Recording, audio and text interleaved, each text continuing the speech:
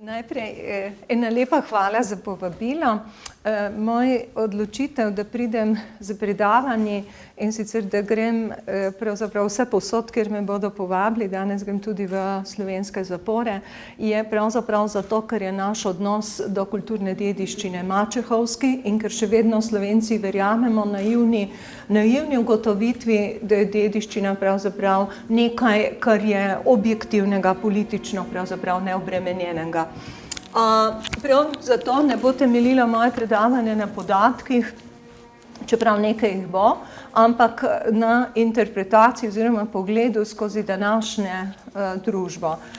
In seveda, ker so že me tlele obtožili, da sem pesnica, ampak ne bom začela s svojim, bom začela zato, da bi vam to dimenzijo pravzaprav tragičnosti današnje kulturne dediščine, vse povsod v svetu, ne samo tam, bi začela pa si vzemite za sekundico časa, da slišite Fazil Say, turški komponist, ki je v pesnu, v glasbu pesnitev Nazima Hikmeta, Memleketim se po turško glasi.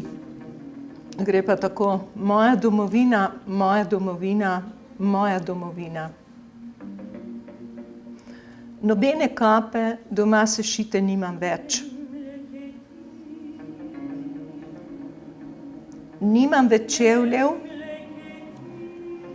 v katerih bi hodil po tvoji poti. Ponosil sem se srajce, sešite iz blaga šile.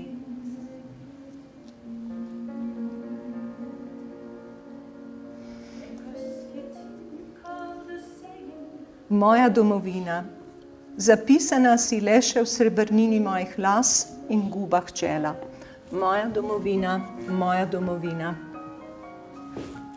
Začela bom z Asadom, in sicer gospodom 81 let, ki je 18. avgusta, moram reči, da me še zdaj presune, bil obglavljen v Palmiri, rojen je v Palmiri leta 1934, študiral v Damasku, se posvetil celo svoje življenje, deloval v Palmiri, sodeloval s številnimi ekspedicijami z Francozi, bom takoj, ja, hvala za pripombo.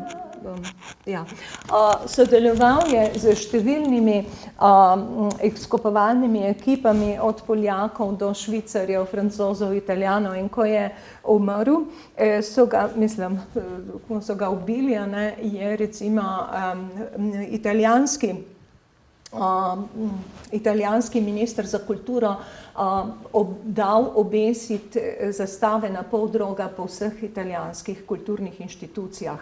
Moja poziv je bil ICOM-u, Slovenskemu društvu pri UNESCO za muzeje, in pa ICOM-u, da se odzovemo tudi Slovenci z eno okroglo mizo in da izrazimo solidarnost, ker je že celo leto, pravzaprav boste videli in tudi veste, padajo, rušijo se kulturni spomeniki.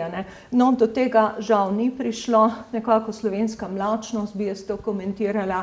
Jaz sem potem pripravljeno predavanje, pa ne mislim, da sem zato zdaj najbolj nešpecializirana, ampak pravzaprav bom rekla tako, poklicana pa prav gotovo, zato ker smo vsi mi poklicani, da govorimo za tisto, kar je prav, in dediščino se moramo vsi boriti, vsi moramo dati svoj glas. V Namirju, v mednarodnem ministerialu, ki je bil aprila meseca, ko so bili vsi prisotni ministri iz Evrope, je bilo prav eksplicitno poudarjeno, mi moramo dati glas kamnu, kamni sami po sebi ne morejo govoriti. Čutite, da sem še zdaj pravzaprav mi je težko, ko to govorim, in zato sem potem tudi šla s tem predavanjem. No, jaz bom samo povzela točke, zato ker izhajam iz stališča, da dediščina ni nekaj, kar je tam, kjer smo odkrili pa našli, ampak dediščina je nekaj, kar je družbeni dogovor, kar sproti prepoznavamo od znanosti do politike, predvsem pa javnosti, do ljudi, to je najpomembnejše, to je tudi naslov mojega predavanja, kar prepoznamo, da je vredno, da se ohrani kot vrednota sedanjega življenja in da jo ohranimo za bodoče rodove. Zdaj mogoče samo, da pa vidim, da večina je tlele kar arheologov, bom šla zelo hitro skozi, pravzaprav rekla Sirija, vidite, da je Tadmur je tukaj ohranjeno, Tadmor tudi rečejo, to je Palmira. arabsko ime, bom še pojasnila, je dejansko v sredini današnje Sirije, ne, in pa v Siriji, tako kot vseh teh deželah, pravzaprav sledimo eno strašno bogato preteklost. Tudi zato sem pripravila predavanje in šla z njimi vse posod, zato ker ljudje običajno danes, ko prihajajo množice beguncev, govorijo, da to pravzaprav so ljudje brez vsakršne kulture, in tudi to moram reči, da se mi zelo, zelo za malo zdi, ne. Moramo prav ljudem povedati, da od tukaj prihajajo najstarejše civilizacije. In če samo pogledamo, kaj je tisto, kar je za nas presodnega in najpomembnejšega pomena, ampak jaz vas moram opozoriti, da mi gledamo skozi zahodne oči, ne. In seveda takoj se bo nam ustavilo mogoče od paleolitika, neolitika, ker vse imamo sledi, ampak stari vek, recimo pri Asirskemu kraljestvu, ko dobijo iz tega novem Asirskem kraljestvu, pravzaprav Asirija dobi, Sirija današnja dobi pravzaprav ime od tukaj. Potem Perzija, silno pomembno, kajti s Perzijo se kultura tako zlije, da so te stare visoke kulture, da da pečat do današnjega dne. In klasična antika, predvsem helenizem, ko vladajo Seleukidi, ko dobijo ta velika mesta, podobo, ki jo še danes poznamo, in na kar rimska in bizantinska doba. Ponavadi ne omenjamo pri nobenem od teh mest silno bogato dediščino, kar se mi tudi zdi, da ne moramo kar tako preskočiti, ne, Omajadov, Abasidov, Mamalukov, ne, in seveda potem otomansko dobo od 16. stoletja dalje, ne. No, in predvsem tukaj treba, zakaj danes prihaja do teh napadov in kje prihaja, ne, bo treba najbrž malce povezati. Francoska vlada, namreč takoj leta po prvi svetovni vojni, je dejansko Sirija pride pod francoski protektorat, vmes ima še za kratek čas svojega lastnega kralja, razglasijo potem 46. neodvisnost, se pridruži arabskim državam, pride do teh silno pomembnih za razumevanje današnjega stanja spopadov z Izraelom, za območje Palestine, Libanona, ne, in pa potem tisto, kar je najpomembnejše, ko pride na oblast stranka Baath in v čas vlade Hafeza el-Asada, kjer je njegova družina vlada pravzaprav še danes, in 2011 pravzaprav govorimo o vojni. Ampak zdaj pa za razumeti, o čemu govorimo, ljudje si pravzaprav niti ne predstavljamo, številke so zelo pomembne, ne. 18 milijonov skoraj imamo teh ljudi, ne, narodnosti, kakšnih so v Siriji, pa pravimo Sirci, ne, od Arabcev, Kurdov, Grkov, Armencev, Asirci, Kirkazici, ne bom zdaj vsega brala, Judje. Jih je zelo malo. Zakaj? Zato, ker se odselijo po vseh teh spopadih po letu 48, seveda Izrael, in potem seveda posebej v 60-ih po Jom Kipurju, ne, te vojni se odselijo, ne, niso več zaželjeni tukaj, pa živijo 2000 let recimo. Begunci, ne, sprejeli so Iračanov v Siriji 2 milijona, ne.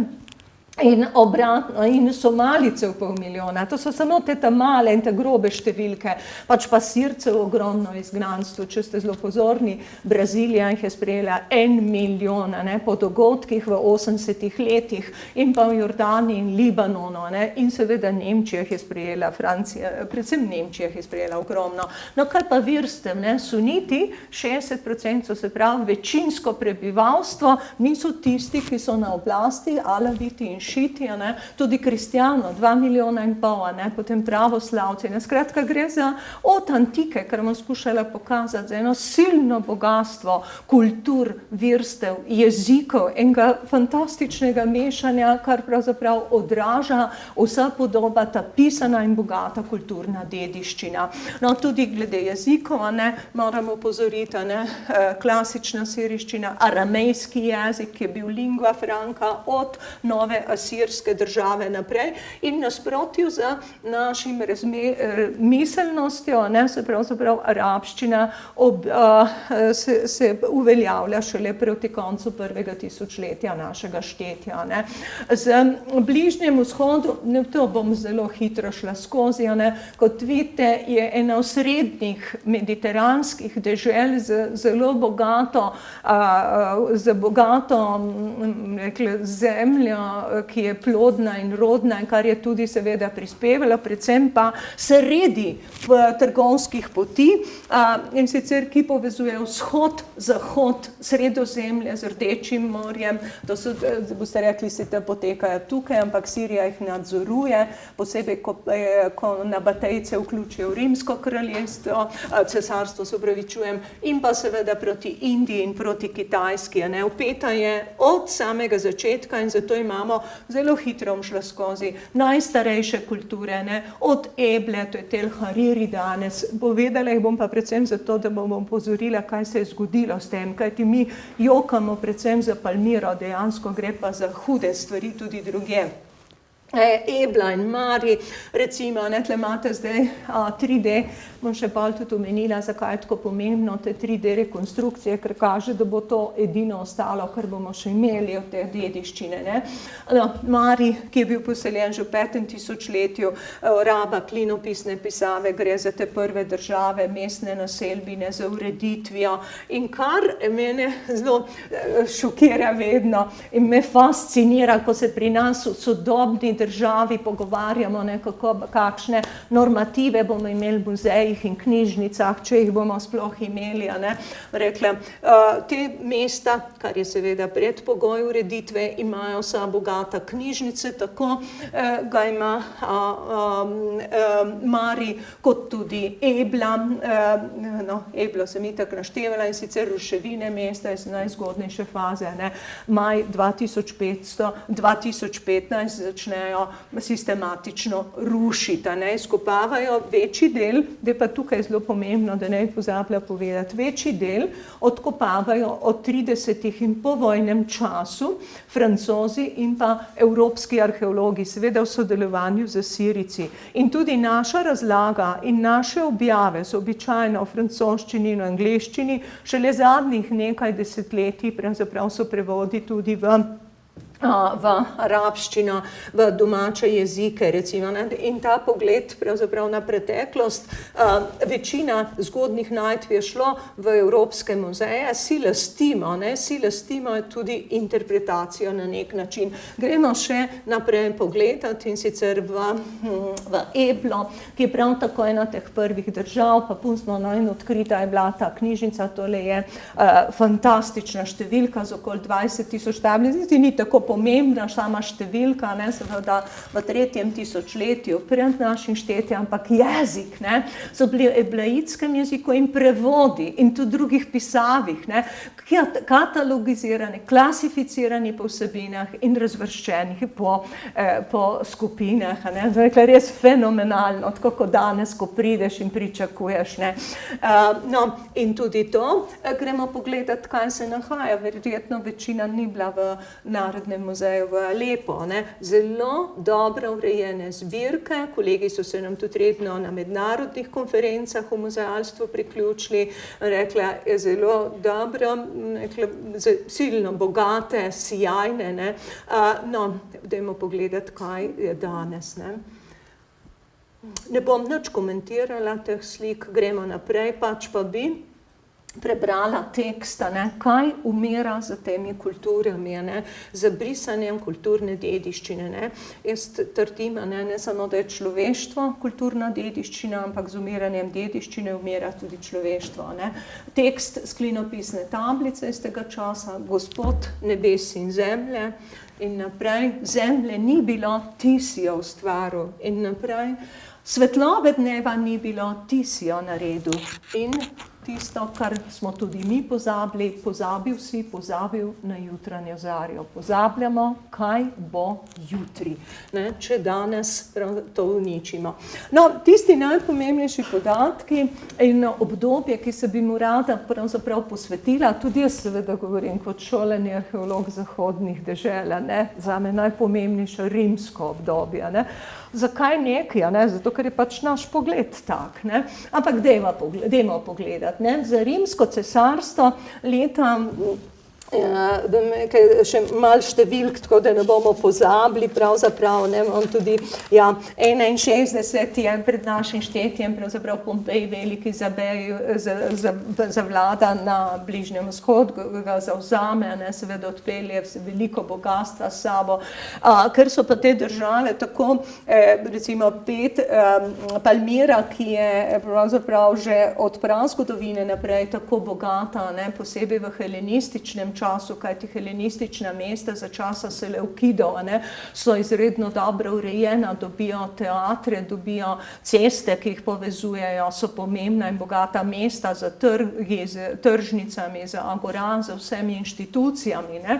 Leta 41 jo tudi skuša Mark Antoni zavzeti, mu sicer spodleti, ampak potem leta 14 imamo skupnega z Emono, ne, jo pa vendarle priključijo, potem postane del tudi Sirija, ne, postane tudi Palmira. Namreč Palmira ima vedno nekako samostojno, izvzeta je iz vseh teh in provincialne uprave in rimskega cesarstva, ima in poseben status, ne, kaj ti pomeni vez med vzhodom in zahodom, med Perzijo, med še oddaljenejšimi kraji, ne, in dejansko, če pogledamo recimo v tem času, da primerjamo, ni samo Palmira tako pomembna, ne, recimo Antiohija, ki je glavno mesto za časa Seleukidov, ne, 500,000 prebivalcev, to se tudi arheologi večkrat pozabimo povedati, ne, kateri jeziki, aramejski, ne, smo rekli lingua franca, ampak grški je upravni, je trgovski,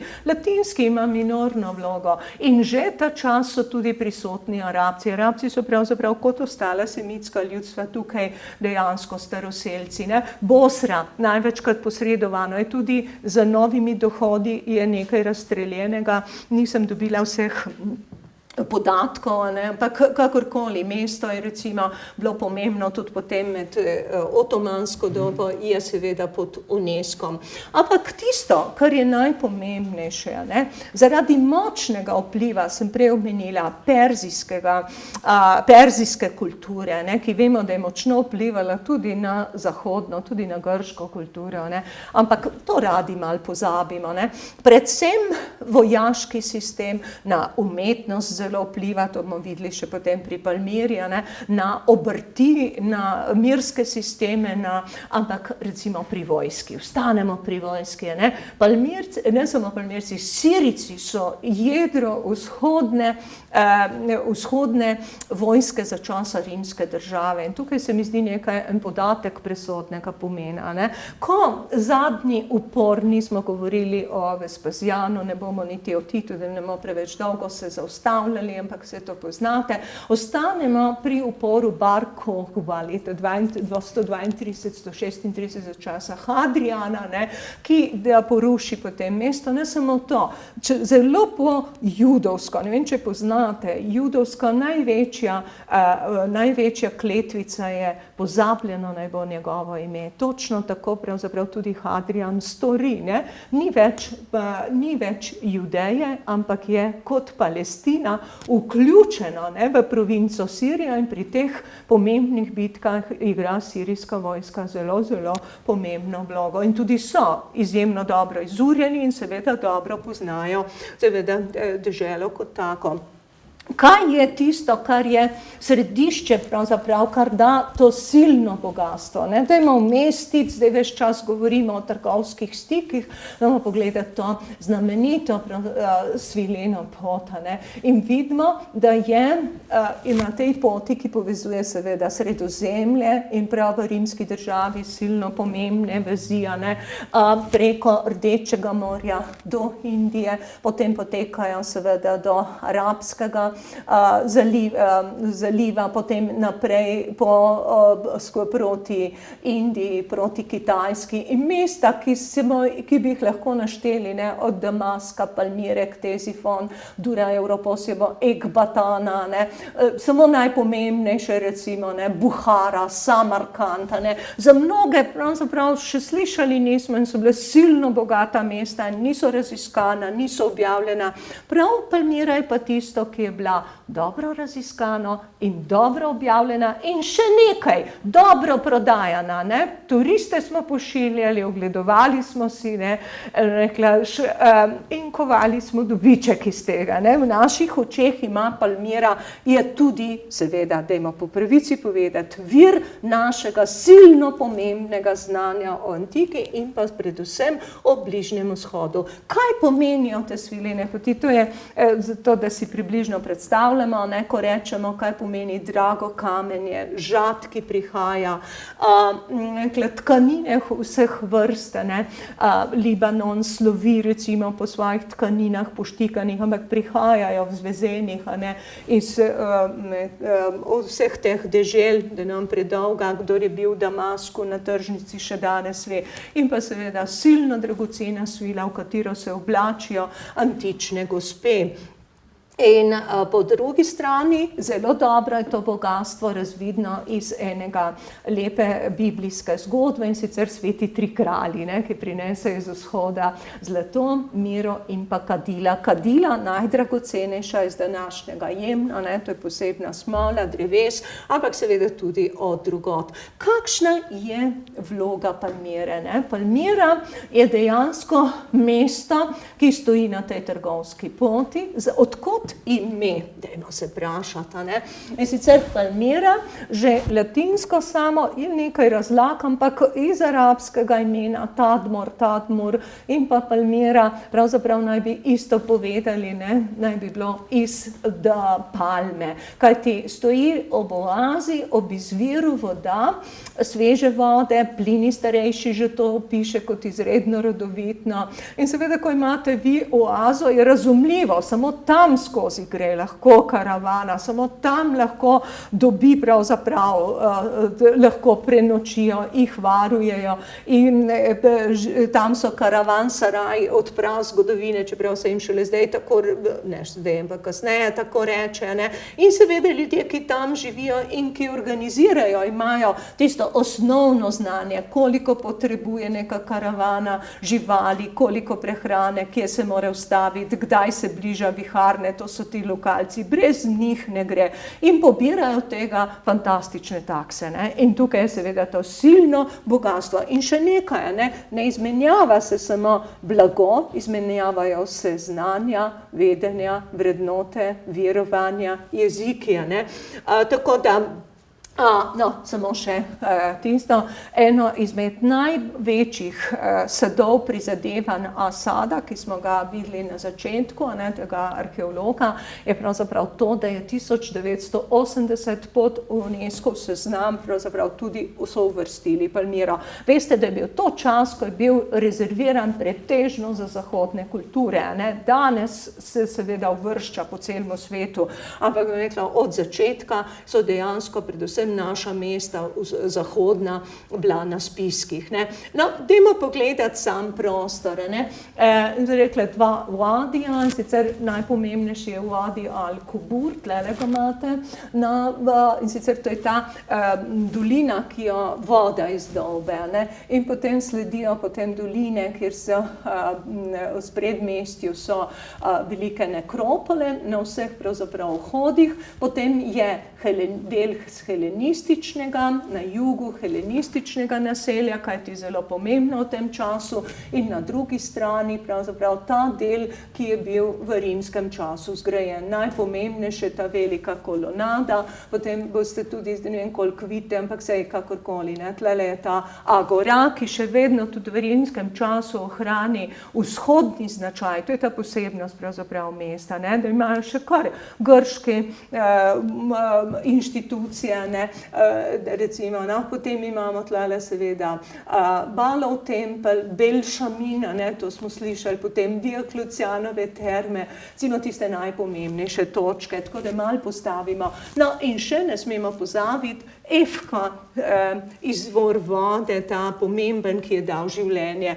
Obdana je z dveh strani z enim takim zgleda gorovje, za njih seveda je to gorovje in zato tudi razumemo, to je tisti del, ki je ploden, ki je bogato obrojeva, ampak kakor hitro Palmira postane pomembno mesto in v rimskem času ima okoli 200.000 prebivalcev, ne more pridelati dovolj hrane, temveč jo mora uvažati. Je pa seveda silno pomembna postojanka, voda je seveda izvir vsega. In tukaj pravzaprav svoje izkupičke postavlja. Zdaj se čudimo, da pri nas hočejo obdavčiti termalne vrelce. Rekla, malce, da se postavimo v sedanji čas. Ampak 94 ga je ta dejansko presahnil.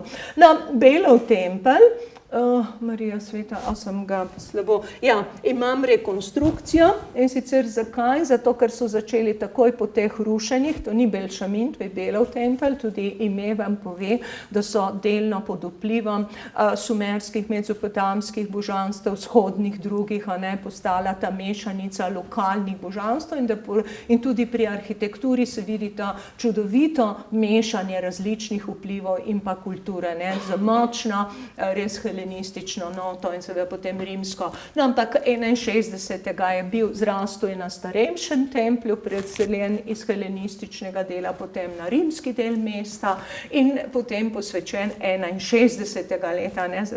Rekla, če pogledate, uničen leta 2015. Takoj so začeli z virtualno rekonstrukcijo, da bi saj na tistih podatkih, ki jih imeli, ohranili pravzaprav spomin. Naprej, Slavolok, silno pomemben, zgrajen za Septimija Severa. Zakaj je tako toliko stvari bilo zgrajenih v času Severov? Zato, ker seveda izvirajo njihove dame, tudi sam Sever je Afričan menda, oziroma pravijo, naj bi bil iz teh krajev, predvsem so pa njihove matere in žene iz Emese, recimo, bližnjih mest. Tudi ta Slavolok, ki zaključuje ta kilometer dolgo kolonado po glavnemu Decumanusu, je bil uničen 2015.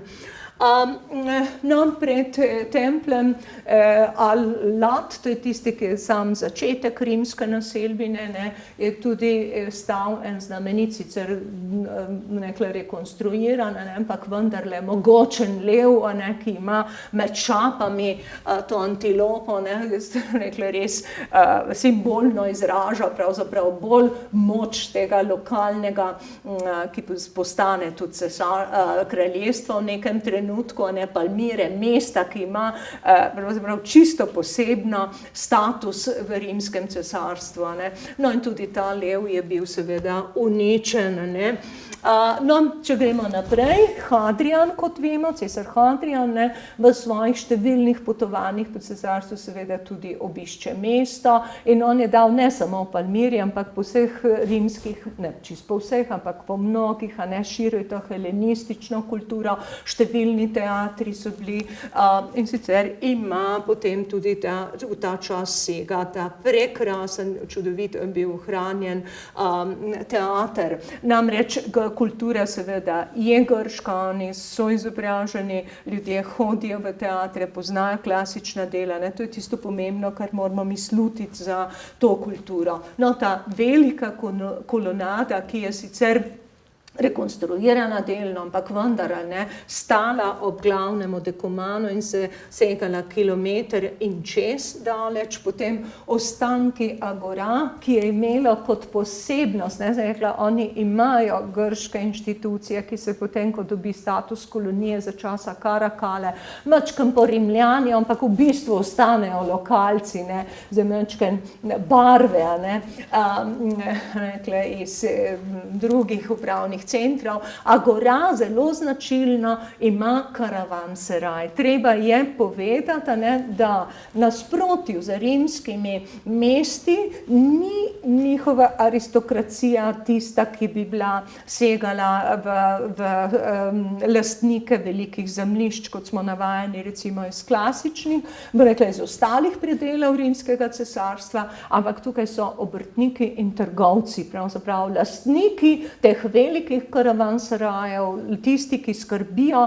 za kamele, za podje, organizirajo, so lastniki ladij, ki jih imajo bodisi v Rdečem morju in se vozijo z svojim, bom rekla, do Indije ali pa recimo v arabskih zalivih ali pa še kje drugje. Tako da ne bom, kaj si lahko predstavljate pravzaprav ta silno mogočno aristokracijo, ki živi dost neodvisno. No in naprej, tole je rekonstruirano, delno z cementom dopolnjeno, tukaj je tisto stičišče Decumana in Carda in sicer, če boste pogledali, gor je tudi na YouTubeu, če si pogledate, lepa rekonstrukcija, so jo naredili študentje Kalifornijske univerze in sicer čemu je služila. Na podstavkih so seveda stali kipi, kajti tukaj so bili tudi na Agora imamo kipe teh aristokracije, lastnikov, karavansarajev, potem pomembnih strategov, vojske in tako dalje. No, ampak tale je bil seveda kot nekakšno današnje krožišče, da se dobro vklapljamo v promet. Zakaj? Zato, ker je moralo kipeti od življenja. Jaz si zmeri tukaj predstavljam Ben-Hurja, kako dirka s konji. Najbrž ni bilo čisto tako, ampak podobno. Namreč vedeti moramo, da vsi ti naši rekonstrukcije, vsi naši interpretacije so samo približne in da moramo vedno opozarjati ljudi, da zagotovo ne bomo nikoli vedeli. Ampak vendarle, je treba videti. No, potem, kaj se tisto, kar je rekla pomembno, je pravzaprav, bom se vrnila potem mačken časovno nazaj, da pride dejansko pravzaprav zaradi političnih pretresov, mesto je bilo porušeno in rekla, kasneje še moramo omeniti Dioklecijanove terme, ki so tudi delno ohranjene, samo če grem skozi spomenike. Spodaj je stala verjetno nekdanja kraljeva palača. Večkrat vam gre v ušesa, kraljeva palača, kako je to mogoče, bomo to pojasnili. In seveda naš Belšamin, gledajte, kakšen odnos imamo. Dediščina je tisto, kar sprejemamo skozi srce, to je naša navezanost, to je tisto, kar je del nas postalo. In tukaj imamo tudi ta Belšamin, ki je bil uničen 2015. Tudi zgodnji antiki grejen. V bližini in po uničenju, ki bom še govorila o tem, pravzaprav je stal tudi Dioklecijanov tabor, to je bilo manjše mesto, ki je potem tudi obnovil obzidje okoli Palmire in pa tudi poznamo po napisih, kajti napisi so vedno pravzaprav trojezični v različnih ali grški ali so v domačem jeziku, palmirenski, ki je nastal iz mešanja, pravzaprav je nekakšen dialekt, ki ga oni zapisujejo in seveda tudi uporabljajo, ker je identiteta tako močna.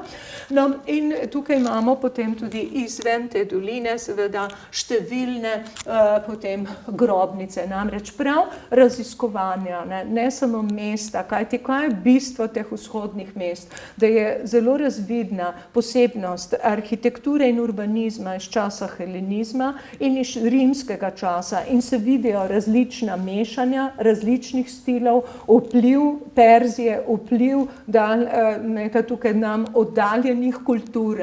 No, in prav izkopavanja, ki so dala v grobnicah, recimo mumije, ki so mumificirane po egipčanskih vzorih, postopkih približno, so znani napisi, upodobitve, številni zaradi same klime, zelo pomembni podatki, ki jih ne bi bili nikoli priča. No, tlele imamo potem pokopališki tempelj, ki je mogoče bila služila kraljevi družini in se bomo tudi vrnili k tej znameniti kraljevi družini in kipi, ki so danes po celotnem Evropi, po vseh pomembnih muzejih, ko prideš noter dejansko za majčken, rekla znanja, pravzaprav prepoznaš. Tako značilni, tako karakteristični, po nakitu, po noši, po drži pravzaprav, da dejansko iz tega mi poznamo en velik segment tega časa. No, tlele imamo aramejski počastilni napis, grški in aramejski, dva tlele spode in gore,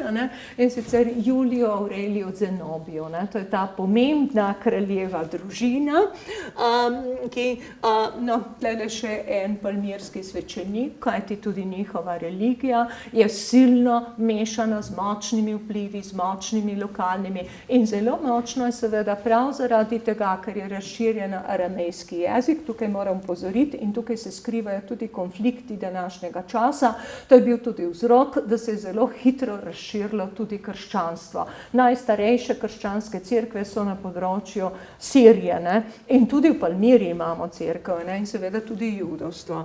No, kakorkoli, če pogledamo to bogatstvo doline Grobnic, ki je danes večji del zelo uničeno, vidimo seveda od portretov do noše, kot sem že omenila, do raznih dejavnosti, ne, tlele imamo, vedno pozorim študente, da ni računalniček tam ali, ampak je zelo podobno, ne, način zapisovanja, ne, dama je bila izobražena in te znameniti lokuli, ne, odkot prihaja toliko teh upodobitev, ker so imeli grobnice, kar si nekako spominja me pravzaprav točno na ta vele mesta danes, ne, ker imaš samo še luknico in takneš, potem pa mi damo žaro notri, oni so pa dali pravzaprav si ni skeletnih pokopov, to vemo, ne, ampak celotnega človeka, ne, ponavadi še mumificiranega, njegovo podobo in pa za napisom, ne, ti lokuli so in to je silno dragocen vir podatkov o preteklosti.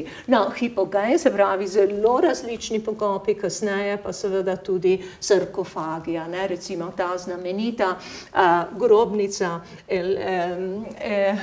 Elabel, ki je bila v notranjosti poslikana, ki je imela sarkofag, ki je imela potem seveda tudi upodobitev, ne. Toliko, da boste čutili, kakšno bogatstvo. In se vrnemo k tisti silno pomembni zgodbi, ne. Se spominjam še, mislim, da v enih 60 ali pa 50 je bil, takrat sem bila še otrok, ampak kasneje sem gledala. In sicer so posneli Američani en silno znan film o kraljici Zenobi. Bomo videli, navdahovala je slikarje od Tiepola naprej, ne? Ampak bom rekla, navdahovala je pravzaprav ljudi, ki so študirali zgodovino in tudi druge. Zakaj je tako nekaj posebnega, ne? Odenant, ki je bil dober zaveznik pravzaprav Rimljanov, ki je izbojeval v tem času, ne, 260 Valerijana, rimskega cesarja, ujamejo, ne, v bojih z Perzijci, ne, in kaj se zgodi, ne, tlele pravzaprav odigrajo palmirska vojska odigra pomembno vlogo, izbori pomembne zmage, celo potem prodre do Ktezifona, ne, ampak s tem dobi tudi veliko mero samostojnosti, sicer pod krinko, pa on še nekako sodeluje, ne, z svojim sinom potem leta 67 prodira tudi proti severu, ko upadajo Goti, ne, to je čas Klavdija Gotika, ne, bomo preverili po našem arheološkem spominu, ne, kajti že se dogajajo in tudi dajo čutiti, ne, kaj se hude stvari dogajajo na evropskem delu rimskega cesarstva, oni, ki imajo že tako ali tako veliko bogatstvo, kontrolo teh poti, tudi političnih, ne samo trgovskih in stikov in vedno sodelujejo tam nekje vmes, veliko stopnjo samostojnosti jo tukaj še pridobijo. Lejte, od kolonije, ki smo rekli, da za časa Karakala dobi status, postane metrokolonija, kar je tudi na zahodu, jaz ne vem, meni ni znano, da bi kdo imel, ne, res čisto nekaj posebnega, ne, in seveda za silno močno vojsko. In potem seveda, ko je sin umorjen, umori ga in Odenatus, so dejansko pravzaprav, tukaj si bi človek mislil, kdo jih je poslal, ne, zakaj, kajti njegovega morilca, ki je iz bližnja žlahta, tudi takoj odstranijo, klasičen tisti scenarij je bil, no, ampak kakorkoli, ne, stopi v igro potem seveda njegova žena Zenobija, ki vlada v imenu svojega 10-letnega sina in pa pravzaprav gre potem takoj v razglasitev. Nekaj časa še kuje novce z podobo Aurelija Aureliana, ne, to je že ta čas, ne, in nekako pod krinko, ne, zavetništva se pa razširi pravzaprav do področja današnje Turčije, na področje Egipta, na področje tega bližnjega vzhoda, izbojuje pomembne bitke z silno močnimi nasprotniki, ne, Perzijci. No, in se pa, če pogledamo recimo tudi Dura Europos, jo ne morem spustiti, ne, ker je bila ustanovljena točno zato, da je na tej sredi poti med Palmiro proti Perziji, ne. In sicer, če pogledamo na freski sinagoge, ki so prenešene sicer v Damask, tako da upajmo, da je še kaj ohranjenega, ne, silno pomembne podatke, ki pravzaprav kažejo biblijske zgodbe, ampak natančno tudi kaže, recimo, to je vir študija podatkov, posebej o vojski, ne, Dura Europos uničena, ampak letijo za Nobijo, ne. Rekla, čeprav so, njihova umetnost je zelo sumarna, taka, smo rekla, mečkaj smo nas malo šokira, vplivi vzhoda, ne, ampak kaže dobro značajske poteze, verjetno je to kraljica Zenobija, in zdaj imamo zraven potem še denar, ki ga je kovala, ne, ki se potem razglasi seveda za pravo kraljico, se upre in v spopadu z Aurelianom je bila tudi ujeta in odpeljana, nisem ti je pole pokazala, čeprav je znana slika njegova, ne, ampak posebej času neoklasicizma je zelo navdihovalo, ima številne podobe kraljice Zenobije, ki je potem preživela v ujetništvu v Rimu. Ampak zgodbe ni konec, Palmirenci ne morajo pozabiti, okličejo njenega sorodnika, 71 so jo ujeli, ne, okličejo njenega sorodnika za novega Augusta, kajti tudi ona prej se je sinom razglasila za Augusta, ne, to je najvišje, se pravi, imamo še enega cesarja, ne, to pa ne gre, ne. No, in seveda takoj Rimljani posežejo, zdaj pa niso več prizanesli in porušijo Palmiro do Tau, ne, to je čas in, rekla, tik pred tem, ko vidimo, da mesto se zmanjša, kar sem prej pokazala, da ga Dioklecijan obnovi, da mu da sicer tudi obzidje, da pa nima več tistega. No, kako to živi? Mesto je seveda še živelo kasneje, ne?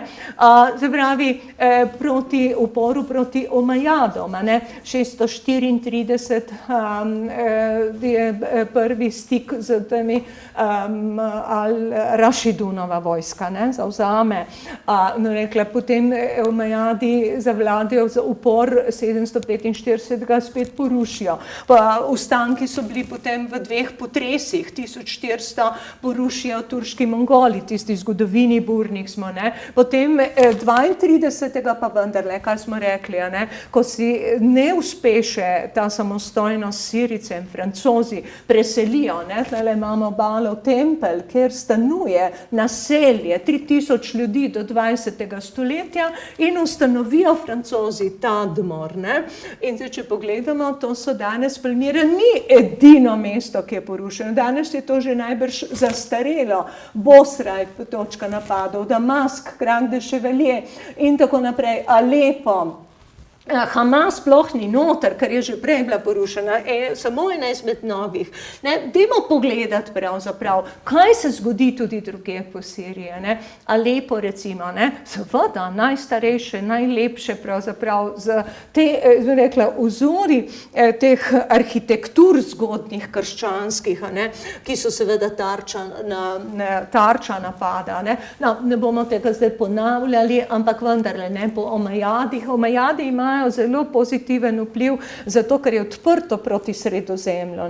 Medtem ko Abasidi pravzaprav postavijo po tej svoj center, središče prestavijo v Bagdad in od takrat dalje tudi zavlada pretežna raba arabskega jezika, vendar niso prepovedane druge, ne vire pravzaprav in posebej bizantinskem obdobju, ne, zelo krščanstvo prevladuje. Ampak tudi ta čas, kad ne poudarjamo, ne povemo, je čas, ko se gradijo veličastne, recimo Citadela v Alepu, Alepo pomembno za Hetite, poznamo, rekla res, no in pa Damask, Damask srce, no, kdor ni tega doživel, rekla, fantastično, na grobu pravzaprav Janeza Krstnika, ki je za vse prerok zgradijo potem mošejo, tam naj bi se prikazal Jezus, to je tudi za njih, no, dajmo pogledati, ko izgleda arhitektura, dejansko vsrka znanja, estetska merila, antike in jih tudi nosi naprej in jih seveda in navdihuje potem ta arhitektura tudi našo romaniko, kolikor poznamo, razvoj iz umetnostne zgodovine, ampak ni zdaj Maja, jaz bi seveda res tlele pokazala par podob, to središče, bleščeče mošeje, kjer imajo notri elemente od antike naprej, no in še posnetek iz zraka, na ostanke tega, no to je pa današnja podoba. No, teh slik ne bom sploh komentirala, poglejmo še do nedavnega notranje dvorišče, bogatstvo in današnja podobo. No, Cranque de Chevalier, križarji imajo pomembno vlogo, si tudi lastijo, v imenu vere tudi ogromno uničijo in ponovno pozidijo, spet ne bomo, ampak rekla, če pogledamo pravzaprav ta izjemna arhitektura, bistvo teh dediščinskih središč je prav v tem, da tam lahko študirate nedotaknjeno, vidite, kako so se razvijali, kaj je vplivalo na kaj je bilo v funkciji takrat, kaj se kasneje spremeni. No, in tudi danes, no, to je ena taka lepa rekonstrukcija, kako naj bi izgledala, silna, mogočna, trdnjava, in Cranque de Chevalier danes, No, in zdaj pa tisto, zakaj Palmira in kaj nas tako boli? Delno sem že odgovorila, to je ta posnetek miniranja Belšamina. In sicer sem že povedala pač samostojnost, ki jo dosežejo šele leta 1946, zelo na kratko.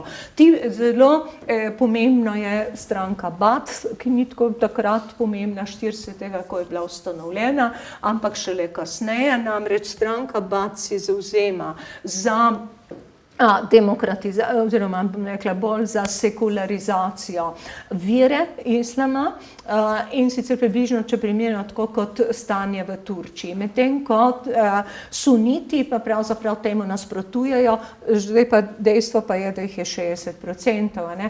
In se zaradi dogodkov, zelo na hitro skozi, če pogledamo, leta 80 pride potem, oziroma 70, že pride na oblast Asadova družina, ki vlada v imenu stranke Bath. Vemo še tiste burne povezave z Izraelom, zgubili so vojne, povezali so se potem tudi z Rusijo in tako naprej, ampak kakorkoli, leta 80 pride do enega takega atentata, upirajo se, povežejo se seveda z ekstremisti, kar vodi, smo rekla, v tragične posledice, no, Asad, ki preživi, nič mu ni bilo hudega, čez 1 uro je v ječah Tadmorju, ki so tam, ubitih 1200 islamistov. Cak, v eni uri jih potočijo, pokoljajo. Gremo še k enemu mestu, pokol Hama. Hama, fantastično mesto, srednjeveško, za čudovito arhitekturo, turško, še prej, od Omajadov do Abasidov in tako naprej. Pod poveljstvom 82. ponovno hud upor, umaknejo se v mesto Hama, razglasijo dejansko samostojno mesto, oblegajo to mesto, uradne številke so nekaj 100 mrtvih, dejansko 40 000 mrtvih je bilo in potem se temu reče brisanje kolektivnega spomina, rušenje mesta. To je bilo že leta 82, Hama je pravzaprav tako pomembno, bom samo zelo na hitro, recimo, V tem mestu je bilo 17 še delujočih, fantastičnih, še čisto antični ali pa še mogoče predantični tehnični izum, črpanje vode, velikanska kolesa, ki so napajala vsa ta mesta praktično vse do včeraj, in so še delovala. To je bil fantastičen izum, nekateri sicer iz srednjega veka, kot pravijo, ampak rekla še kažejo pa pravzaprav na vodne sisteme, na komunikacije in pa na delovanje celotne pokrajine kulturne pravzaprav točno s pomočjo teh velikih izumov, ki jih mi zanemarjamo.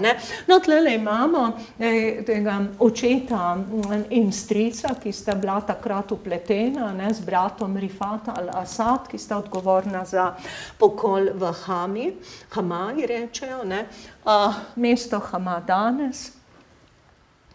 In bližam se proti koncu.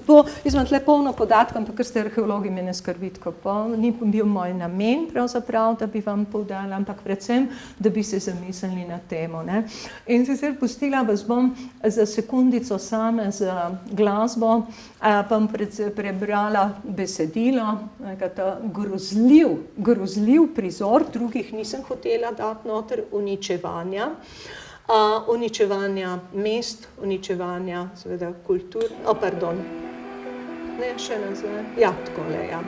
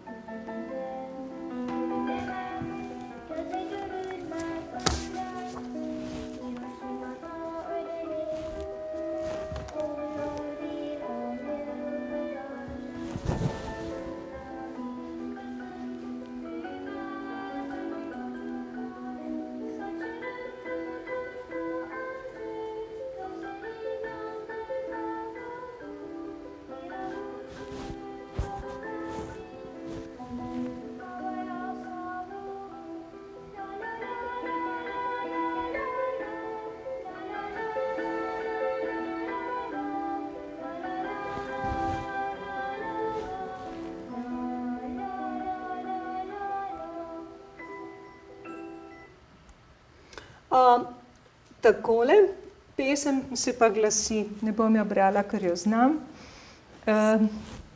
Pridem in potrkam na vsaka vrata, postojim pred vašim pragom, nihče me ne sliši, ker sem mrtva. Umrla sem v Hirošimi, dolgo je že tega, stara sem 7 let, ker mrtvi otroci ne rastemo več.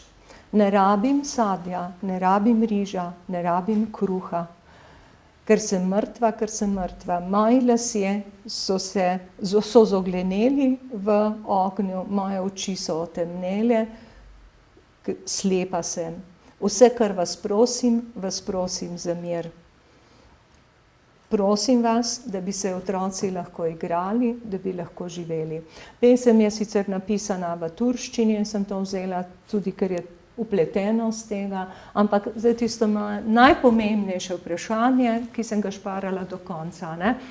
O tem ni debate. Uničevanje človeštva je uničevanje kulturne dediščine, je uničevanje spomina, je uničevanje, rekla resnično, človeštva. In je zločin proti človeštvu. To so dokumenti zadnji, ki so bili izdani v Namirju, ki so v resoluciji 8. septembra bili poslani iz Evropskega parlamenta in, bom rekla nekako, mogoče v odgovor, je pravzaprav prišlo tudi tisto od naše vlade pravzaprav obvestilo, da bomo še vnaprej krčili sredstva za dediščino in za kulturo. In tukaj pravzaprav postavljam tisto pomembno vprašanje. Pa mislim, da je bolj retorično kot ne.